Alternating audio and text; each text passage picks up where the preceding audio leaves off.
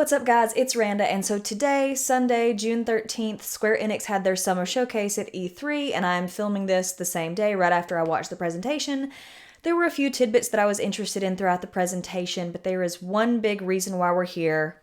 Life is Strange. Part of their presentation included a few more tidbits about the Life is Strange Remastered Collection, but more importantly, we got to see more from Life is Strange True Colors, including some gameplay content. Let's very quickly touch upon the Life is Strange Remastered Collection since we didn't get to see a ton of new stuff with it. So just as we already knew, the Remastered Collection is going to feature improved character animation, lip sync, and visuals for both Life is Strange and Before the Storm. But this time we got to see a little bit more of those improved graphics in action. I'm still super excited for this. I've always loved the art style and direction of the Life is Strange series, and it's only looking more gorgeous now with the Remastered Collection. I have replayed both Life is Strange and Before the Storm several times, so I'll obviously be doing that yet again once the remastered, drops. But with that said, let's move on to the thing that I am most excited about in this presentation: more information about Life is Strange True Colors. So the more and more we learn about this game, one interesting aspect I've picked up is that with the original Life is Strange and with Life is Strange 2, we were right there with Max and Daniel as they discovered their own respective powers and learned how to utilize them. But with True Colors, we see that Alex has had these powers for years, if not her whole life, and she's actually always considered them a curse and tried to downplay them. This is an interesting departure from what we've seen with the series because in that the protagonist won't be going through the same discovery period as in past games. While the power mechanics will be new to us as players, it seems like Alex's story will be about having to accept those powers as part of who she is and embrace them in order to learn the truth about her brother's death. Just like how Max discovered new elements to her powers, like being able to time travel through pictures, and Daniel's powers grew more powerful with practice and he was able to do more with them. It'll be interesting to see how Alex can learn to hone her empathic powers and if other elements of those powers will arise over the course of the game to kind of give us some more like gameplay variety with how we'll implement those. So with the gameplay footage that we saw and what we have learned from Deck 9, the studio that's developing True Colors, it seems that Alex is going to be able to glean things from people through almost like a passive insight with her powers. Even if she's not actively talking to them, she can kind of read their auras and pick up on like seemingly surface level thoughts.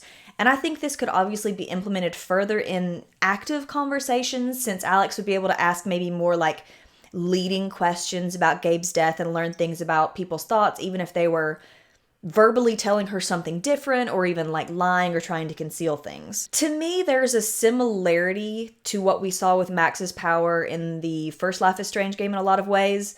At least from what we've seen so far. With Max, you could explore every dialogue branch with characters, even learning information that would unlock additional dialogue, and then you could basically rewind and steer the conversation to the outcome you wanted. We saw in the gameplay that additional dialogue could be unlocked through the thoughts and feelings that Alex picks up from people, so even though you won't have the ability to reverse time, I think it will give Alex an additional insight in how she can steer conversations to gain the information she needs. We also saw in the presentation that Alex will have a more active element of her powers called a nova. So when she encounters a particularly strong aura from a person, she can actually like focus and actively connect with it, which will actually transform her surroundings into more of a reflection of what that person's psyche looks like at the time. It seems like this power will allow her to delve more deeply into a person's thoughts and maybe even memories, perhaps allowing her to follow these thoughts to like the root of what might be causing a problem or something similar. I also think it's very cool to see how this active power transforms her surroundings, since it'll be representing these things in a way that allows for deeper exploration and interpreting what certain things might mean. Just as there were larger game-altering decisions that really steered the course of events in past games, it seems like these novas could be some of those large game decisions with far-reaching repercussions, since some of those memories and feelings associated with them can carry, powerful emotions and broader implications.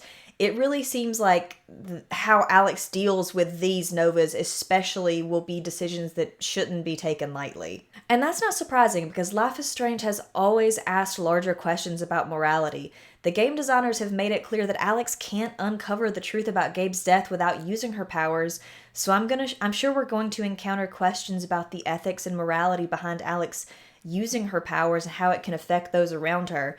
They're always a trade-off for these kind of decisions in these games, and the consequences can be difficult to live with in the aftermath. Look no further than Bay or Bay in Life is Strange 1. I'm also very excited to be returning to a small town setting with this one. The more sprawling road trip atmosphere of Life is Strange 2 was really interesting, and it worked for the Diaz brothers story, but I think the small, intimate feeling of Arcadia Bay and Life is Strange and Before the Storm was something that was really special.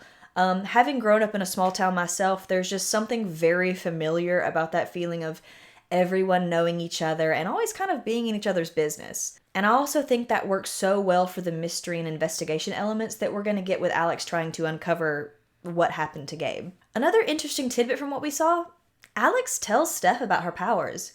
We don't know yet if Alex will tell more people or if it might even be something that's dependent upon branching elements of the gameplay, since we know that there will be at least 2 romance options for Alex in Steph and Ryan respectively.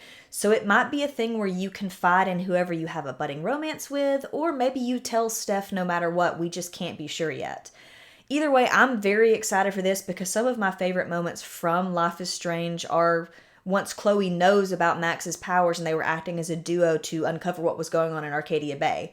I think the series is so strong in those moments of camaraderie and teamwork, and I'm very excited to see how that might be used in True Colors as well. Overall, it's not a ton more than we already knew. There are still a lot of questions about how Alex's powers are going to work in the game, but they've done a good job of teasing out just enough information for me to be really excited.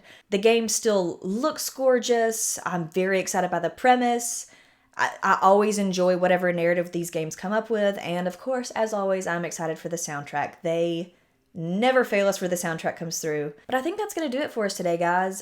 Give this video a like if you enjoyed it, and drop a comment down below with your own feelings about True Colors. If you watched the presentation, what did you think about it? You know, subscribe if you enjoy my content, and be sure to hit that notification bell so you are notified every time I upload something. And other than that, I am Randa, this has been the Southern Fried Nerd, and I hope you have a great day. See ya!